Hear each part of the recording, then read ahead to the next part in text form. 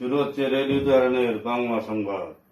Supreme কোর্টের 11 আইনজীবীর একটি দল 11:15টার দিকে আদালত কক্ষ থেকে বের হয়ে এই আইনজীবী বলেন, আদালতকে আমরা সাবমিশন দিয়েছি, সবকিছু শোনার পরে আদালত জামিন নামঞ্জুর করেছেন, আমরা এখন উচ্চ আদালতে যাব। চিন্ময়ের আইনজীবীরা পুলিশি পাহারায় আদালত থেকে বের হয়ে গাড়িতে ওঠেন। এ সময় আদালত প্রাঙ্গণে 50-60 জন আইনজীবী তাদের দালাল বলে স্লোগান দেন। তারা আইনজীবী সাইফুল ইসলাম আরিফের হত্যাকারীদের ফাঁসি চেয়েও বিভিন্ন স্লোগান দেন। পশ্চিমবঙ্গকে অস্থিতিশীল করে তোলার জন্য ভারতের কেন্দ্রীয় সরকারের নিয়ন্ত্রণাধীন সীমান্তরক্ষী বাহিনী বিএসএফ বাংলাদেশিদের অনুপ্রবেশের অনুমতি দিচ্ছে বলে অভিযোগ করেছেন রাজ্যের মুখ্যমন্ত্রী মমতা বন্দ্যোপাধ্যায়। অনুপ্রবেশের এই ঘটনাকে দেশটির ক্ষমতাসীন বিজেপি নেতৃত্বাধীন সরকারের জঘন্য নীল নকশা বলে অভিহিত করেন তিনি।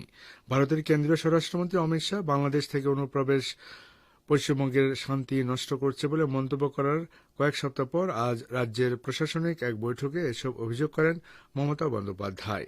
কেন্দ্রীয় বিএসএফকে পশ্চিমবঙ্গে বাংলাদেশিদের প্রবেশের অনুমতি দেওয়ার পাশাপাশি নারীদের উপর নির্যাতন চালাচ্ছে বলে অভিযোগ করেন তিনি। তবে মমতা বন্দ্যোপাধ্যায়ের অভিযোগের পাল্টায় ভারতের কেন্দ্রীয় মন্ত্রী গিরিরাজ সিং বলেছেন, যারা ধরা পড়ছে তারা বাংলাদেশি এবং তাদের বেশিরভাগেরই ঠিকানায় বাংলা। মমতা ভোটের লোভে এসব করছেন এবং বাংলাকে বাংলাদেশি মুসলমান ও রোহিঙ্গাদের প্রবেশদ্বারে পরিণত করছেন। শ্রোতা বন্ধুরা, যাচ্ছে একটি সংক্ষিপ্ত বিরতিতে, ফিরছি কিছুক্ষণ পরে। খবর ফিরছি বিশ্ব সংবাদে। ইরানের পররাষ্ট্র মন্ত্রণালয়ের কনসুলার বিভাগের মহাপরিচালক সৌদি আরবে বন্দী 6 ইরানি নাগরিকের ফাঁসির সংবাদের প্রতিক্রিয়া বলেছেন, এই ঘটনার প্রতিবাদ জানাতে তেহরানের সৌদি রাষ্ট্রদূতকে ইরানের পররাষ্ট্র মন্ত্রণালয়ে তলব করা হয়েছে। তেহরানের পক্ষ থেকে বলা হয়েছে, এই পদক্ষেপ দুই দেশের মধ্যে বিচারিক ক্ষেত্রে বিরাজমান সহযোগিতার পরিপন্থী। ইরানের উদ্ধৃতি দিয়ে সাব নিউজ নেটওয়ার্ক জানিয়েছে, ইরানের পররাষ্ট্র মন্ত্রণালয়ের কনসুলার বিভাগের মহাপরিচালক কারিমি শাসাতি গতকাল সন্ধ্যায় মাদক পাচারের অভিযোগে সৌদি আরবে কারাবন্দী 6 ইরানি নাগরিকের ফাঁসি কার্যকরের তীব্র প্রতিবাদ জানিয়েছেন। তিনি বলেছেন, কয়েক বছর আগে মাদক পাচারের অভিযোগে সৌদি বিচার বিভাগ তাদের মৃত্যুদণ্ড দিয়েছিল। এই সময়ের মধ্যে ইরানের পররাষ্ট্র মন্ত্রণালয় অভিযুক্তদের কনসুলার সেবা প্রদান এবং ঘোষিত শাস্তি কমিয়ে আনার চেষ্টা চালায়। তা সত্ত্বেও ইরান দূতাবাসকে না জানিয়ে কোনরকম পূর্ব ঘোষণা ছাড়া মৃত্যুদণ্ড কার্যকর করা কোনোভাবে গ্রহণযোগ্য নয় এবং এটি কনসুলার রিলেশন কনভেনশন সহ আন্তর্জাতিক আইনের লঙ্ঘন। ইসরায়েলের যুদ্ধমন্ত্রী আবারও গাজা উপত্যকায় নজিরবিহীন এবং আরও কঠোর হামলার হুমকি দিয়েছেন। মেহের বার্তা সংস্থা জানিয়েছে, ইসরায়েলের যুদ্ধমন্ত্রী ইসরায়েল কাজ হুমকি দিয়ে বলেছেন, হামাস যদি ইসরায়েলি বন্দীদের মুক্তি না দেয় এবং রকেট হামলা অব্যাহত রাখে তবে তারা গাজা উপত্যকায় সর্বশক্তি দিয়ে বোমা বর্ষণ করবে। ইসরায়েলের যুদ্ধমন্ত্রী কঠোর হুমকি দিয়ে আরও বলেছেন, গাজাকে ব্যাপক এবং নজিরবিহীন হামলার লক্ষ্যবস্তুতে পরিণত করা হবে। গাজা উপত্যকা থেকে ইহুদি বসতি লক্ষ্য করে রকেট ছোড়ার পর ইসরায়েলের যুদ্ধমন্ত্রী এই হুমকি দেন। এদিকে ইসরায়েলের টিভি চ্যানেল 12 জানিয়েছে, সরকারের নিরাপত্তা ও সামরিক কর্মকর্তারা তেল আবিবের রাজনৈতিক কর্তব্য ব্যক্তিদের জানিয়েছেন যে ইসরায়েলি বন্দীদের ফিরিয়ে আনার জন্য অস্থায়ী যুদ্ধবিরতি করা প্রয়োজন। এদিকে যুদ্ধমন্ত্রী হিসেবে বরখাস্ত হওয়ার 2 মাসেরও কম সময়ের মধ্যে এবার নেসেট থেকেও পদত্যাগ করেছেন লিকুদ পার্টির সংসদ সদস্য ইয়োব গ্যালান্ট। ইসরায়েলের নিরাপত্তাকে দুর্বল করার জন্য নেতানিয়াহুর সরকারকে দায়ী করে গতরাতে তিনি পার্লামেন্ট থেকে পদত্যাগ করেন। টেলিভিশনে দেওয়া এক ভিডিও বার্তায় গ্যালান্ট বলেন, তিনি নেসেট স্পিকারকে তার সিদ্ধান্ত সম্পর্কে অভিহিত করবেন। গ্যালান্ট বলেন, লিকুদ আন্দোলনের একজন সদস্য হিসাবে আমি আন্দোলনের পথের জন্য লড়াই চালিয়ে যাব। তিনি প্রতিশ্রুতি দিয়ে বলেন, এটি তার রাজনৈতিক ক্যারিয়ারের শেষ নয় এবং সম্ভবত তিনি দলীয় নেতৃত্বকে চ্যালেঞ্জ জানাতে ফিরে আসবেন। শ্রোতা বন্ধুরা, আর এরই সঙ্গে শেষ করছি রেডিও তেহরান থেকে বিশ্ব সংবাদ। সঙ্গে থাকার জন্য অনেক অনেক ধন্যবাদ।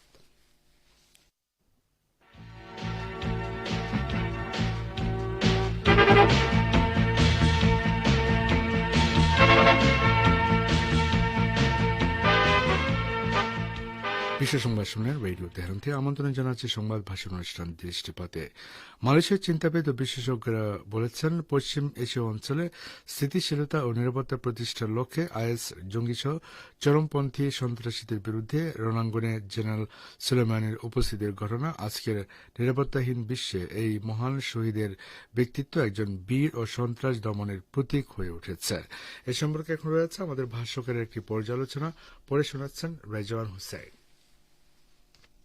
মালয়েশিয়ার চিন্তাবিদ ও বিশেষজ্ঞরা ইরানের ইসলামী বিপ্লবী গার্ড বাহিনীর কুদস ফোর্সের সাবেক কমান্ডার শহীদ লেফটেন্যান্ট জেনারেল হাজ কাসেম সোলাইমানির দূরদর্শী চিন্তাধারা, প্রতিরোধ এবং সাহসের কথা উল্লেখ করে পশ্চিম এশিয়ায় স্থিতিশীলতা ও নিরাপত্তা প্রতিষ্ঠায় এই মহান শহীদের গুরুত্বপূর্ণ ও কার্যকর ভূমিকাকে সম্মানিত করেছেন। লেফটেন্যান্ট জেনারেল শহীদ কাসেম সোলাইমানির শাহাদাত বার্ষিকী উপলক্ষে আয়োজিত এক স্মরণ অনুষ্ঠানে মালয়েশিয়ার বুদ্ধিজীবী এবং বিশেষজ্ঞরা কুয়ালালামপুরে পার্স টুডের সাথে একান্ত সাক্ষাৎকারে ওই মন্তব্য করেন। তারা বলেছেন, পশ্চিম এশীয় অঞ্চলে স্থিতিশীলতা ও নিরাপত্তা প্রতিষ্ঠার লক্ষ্যে আইএসআইএস সহ চরমপন্থী সন্ত্রাসীদের বিরুদ্ধে রণাঙ্গনে জেনারেল সোলাইমানির উপস্থিতির ঘটনা আজকের নিরাপত্তাহীন বিশ্বে এই উচ্চপদস্থ শহীদের চরিত্র একজন বীর এবং সন্ত্রাস দমনের প্রতীক হয়ে উঠেছে। মালয়েশিয়ার ইসলামী বেসরকারি সংস্থার কাউন্সিলের প্রধান মোহাম্মদ আজমি আবদুল্লাহ হামিদও শহীদ সোলাইমানির স্মৃতি অম্লান রাখার প্রয়োজনীয়তার উপর গুরুত্ব আরোপ করেছেন। পশ্চিম এশিয়া অঞ্চলে সাম্প্রতিক দিনগুলোর উত্থান-পতন বিবেচনায় তিনি বলেছেন, সন্ত্রাসের বিরুদ্ধে লড়াইয়ে এই শহীদের ভূমিকা ও অবস্থান সবার কাছেই আগের চেয়ে অনেক বেশি স্পষ্ট হয়ে গেছে। মোহাম্মদ আজমি আব্দুল হামিদ আরো বলেন, জেনারেল সোলাইমানি একজন আন্তঃআঞ্চলিক বীর সেনানায়ক হিসাবে সিরিয়ায় কয়েক বছরব্যাপী যুদ্ধ চলাকালে প্রতিশ্রুতি এবং বিশ্বাসের শক্তি দিয়ে আমেরিকা ও পশ্চিমাদের গড়া সন্ত্রাসী গোষ্ঠী আইএসআইএস কে দমন করেছিলেন, যার ফলে পশ্চিম এশিয়ায় মার্কিন ও ইসরায়েলি ষড়যন্ত্র নস্যাৎ হয়ে যায়। মালয়েশিয়ার ইসলামী রেনেসা আন্দোলনের প্রধান আহমদ ফারুক মুসাও বলেছেন, আমেরিকা আসলে ইহুদিবাদী ইসরায়েলের প্ররোচনায় শহীদ সোলাইমানিকে হত্যা করেছে। আহমদ ফারুক মুসা আরো বলেন, শহীদ সোলাইমানিকে কাপুরুষোচিতভাবে হত্যা করার মাধ্যমে আমেরিকার দ্বিমুখী আচরণ ও চেহারা প্রকাশ পেয়েছে। কারণ একদিকে তারা আইএসআইএস এর বিরুদ্ধে যুদ্ধের দাবি করেছিল, অন্যদিকে তারা এই সন্ত্রাসী গোষ্ঠীর আগ্রাসনের বিরুদ্ধে একমাত্র যে বীর দাঁড়িয়েছিল তাকে হত্যা করেছে। মালয়েশিয়ার ইসলামী রেনেসা আন্দোলনের প্রধান আরো বলেন, এটি ছিল সম্পূর্ণ বেআইনি একটি কাজ এবং আন্তর্জাতিক আইনেরও পরিপন্থী। কাসেম সোলাইমানিকে হত্যার ফলে এ অঞ্চলে শান্তি ও নিরাপত্তা প্রতিষ্ঠার প্রক্রিয়া ব্যাহত হয়েছে। অপরদিকে চরমপন্থী গোষ্ঠীগুলোর সহায়তায় এ অঞ্চলে আজ পর্যন্ত অস্থিতিশীলতা বজায় রয়েছে। মালয়েশিয়ার আমানা পার্টির আন্তর্জাতিক সম্পর্ক বিভাগের প্রধান রাজা কামাল বাহরাইন বলেছেন, সামরিক বিশেষজ্ঞদের মতে যুদ্ধক্ষেত্রে ইরানি উচ্চপদস্থ জেনারেল শহীদ সোলাইমানির ভূমিকা আন্তর্জাতিক কৌশলগত দিক থেকে ছিল অসম্ভব দূরদর্শী ও অনন্য সাধারণ। তিনি আরো বলেন, এমনকি শত্রুরা এবং বিদ্বেষীরাও শহীদ সোলাইমানির এই বিশেষ ভূমিকা এবং বিশেষ অবস্থানের কথা বারবার স্বীকার করেছে। রাজা কামাল বাহরাইন আরো বলেছেন, আইএসআইএস কে ধ্বংস করার পাশাপাশি প্রতিরোধ ফ্রন্টের সর্বশ্রেষ্ঠ অর্জন হিসাবে ইরাকের অনিবার্য পতন রোধ করার মতো একটি পদক্ষেপও শহীদ সোলাইমানির রেকর্ডে অন্তর্ভুক্ত করা হয়েছে। মালয়েশিয়ার আমানা পার্টির আন্তর্জাতিক সম্পর্ক বিভাগের প্রধান আরো বলেন, সন্ত্রাসবাদী চরমপন্থীদের বিরুদ্ধে যুদ্ধক্ষেত্রে শহীদ সোলাইমানির সক্রিয় ও কার্যকর উপস্থিতি বিশ্বে তার চরিত্রকে বীর এবং সন্ত্রাসবাদের বিরুদ্ধে লড়াইয়ের প্রতীকে পরিণত করেছে।